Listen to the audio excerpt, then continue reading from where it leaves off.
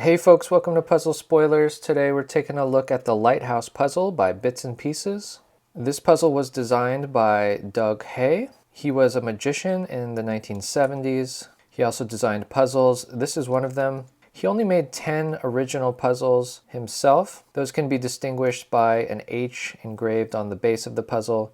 This is a Bits and Pieces reproduction of his design. This was first made available at the International Puzzle Party in the year 2000. This draws inspiration from a design in Professor Hoffman's very famous book, Puzzles Old and New. In that book, he describes a wooden lighthouse puzzle that works pretty similar to this. There are some slight differences. The goal of the puzzle is to remove that gem on the top, which is trapped behind the glass. Additionally, we need to remove this ring, which floats freely. All right, let me show you how to solve it. Let's take a closer look at the components. The top of the puzzle here spins freely, and there's a little prize in the top of the lighthouse there. It looks like a little gem. The base of the puzzle looks like it could be 2 or 3 separate pieces. We see a seam there. There's also this ring that floats freely along the shaft. There are 3 holes in the shaft. There's one there at the top, one there in the middle, and one there as well. The first step in solving this puzzle is unscrewing the base. Hold the top of the puzzle, take the base, turn counterclockwise. That will reveal a threaded piece. Next, take this threaded piece, and it's actually 2 pieces. If we hold the left part with our left hand, let's turn clockwise on the right side.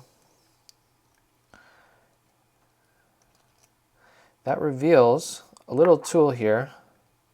I should note that in order to get to this hidden pin, the threading here is reversed, which adds to the mystery of the puzzle. Now we need to use this tool in one of these holes. 2 of the holes are decoys. That top hole is not used. That hole is not used either. This lowermost hole is the one we need to focus on. And as we spin the top portion and we look through that bottom hole, we'll notice there's a small hole within the inner portion, and it aligns perfectly with that outer hole. As we spin, that hole will be revealed. And once those 2 holes are aligned perfectly, we can take this tool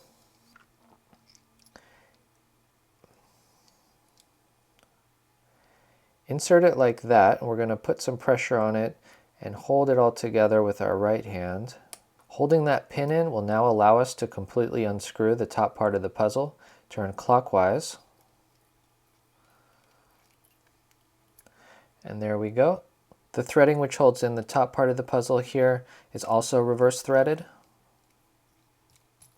Now that the components are disassembled, we can remove that ring. The gem will now come out through that small hole. And there we go, there's our prize.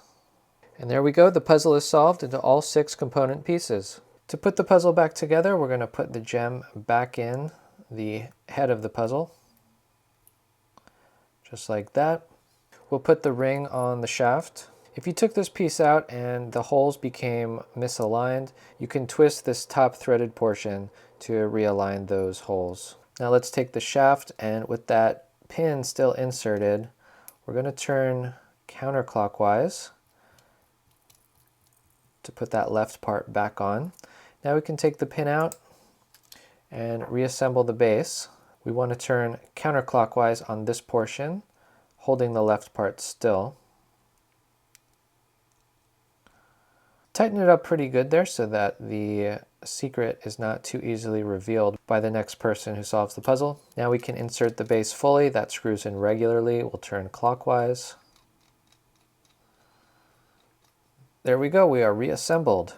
If you like this puzzle, you might be interested in my other video on the cannon and ball puzzle. This puzzle uses some similar principles and is also described in Professor Hoffman's book. I do have the original instructions, here they are, as well as the original box.